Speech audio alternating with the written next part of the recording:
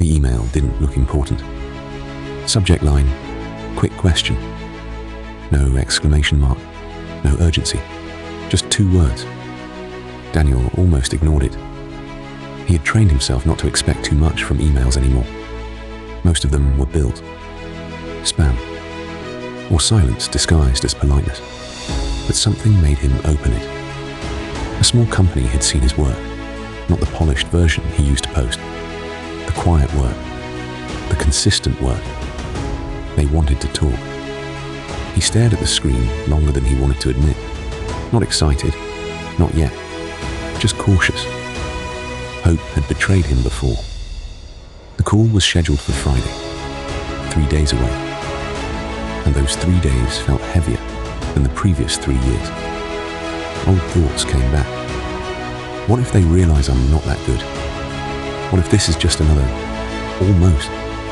What if I mess it up? He noticed something. The fear wasn't about failing anymore. It was about losing what little stability he had rebuilt. He had finally found a rhythm. Wake up, work, 1 focused hour at night. Sleep, peaceful, predictable. This opportunity threatened that peace. Friday came. He wore the same simple shirt he wore to work. Nothing special. He didn't rehearse lines. Didn't try to sound impressive. He just told the truth. About the failed project. About the years of trying. About what he had learned. There was a pause on the other side of the call. Not awkward. Just thoughtful. One of them said, "That's exactly why we reached out." He blinked. They didn't want perfection. They wanted someone who wouldn't disappear when things got hard. Someone who had already been tested. The offer wasn't glamorous. It wasn't a 6-figure miracle. It was a contract. 3 months. Real responsibility. Real pressure. Real stakes. When the call ended, he didn't celebrate. He sat there quietly, heart steady, because this wasn't the beginning of success. This was a test. The first month was harder than he expected. Deadlines moved, plans changed. Feedback came sharp and fast. Old Daniel would have taken it personally, would have heard criticism as confirmation of his worst fear. You're not enough. But something was different now. He listened, adjusted, improved, brick by brick.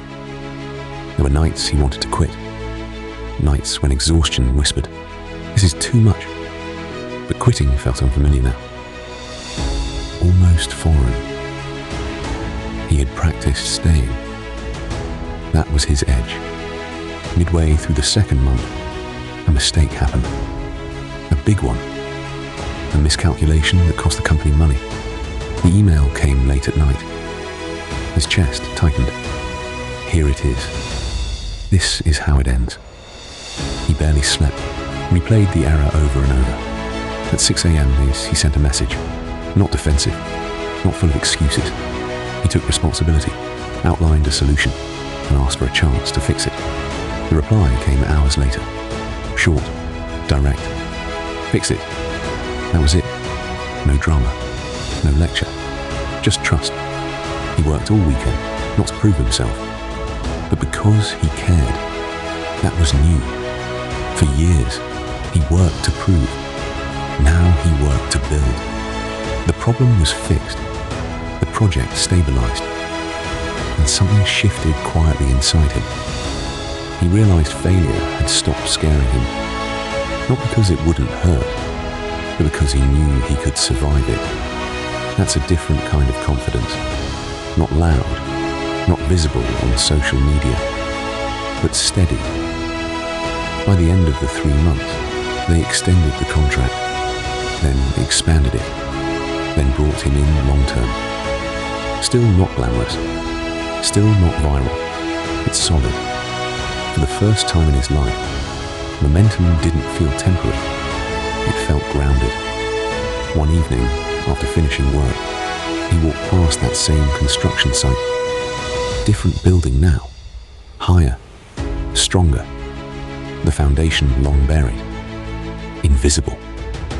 and he understood something deeply. Nobody celebrates the foundation. Nobody takes pictures of the months of dirt and concrete. But without it, the building collapses. His 20s were foundation years. Messy, hidden, heavy. Those 7 failures weren't detours. They were excavation. They dug out the impatience, the ego, the need for applause, so something stronger could stand. And here's what he would tell you now. Opportunities don't just test your talent, they test your character. If success had found him earlier, it would have exposed his insecurity, but now it revealed his growth. Second, the world doesn't reward potential, it rewards reliability. Showing up when it's boring, when it's uncomfortable, when nobody is clapping. Third, mistakes don't end careers. Avoidance does. Owning a mistake builds more trust than pretending you're flawless. Fourth, there is a season for proving and a season for building. If you stay too long in proving, you burn out. If you commit to building, you outlast. And maybe the most important lesson of all, your timeline is not late. It's being prepared. Preparation feels like punishment when you don't understand it. But in hindsight, it looks like protection. At 31, Daniel didn't have everything figured out. He still had doubts, still had days where comparison tried to sneak back in. But now, when that voice whispered, "You're behind," he smiled, because he knew something that voice didn't. He wasn't behind. He was built.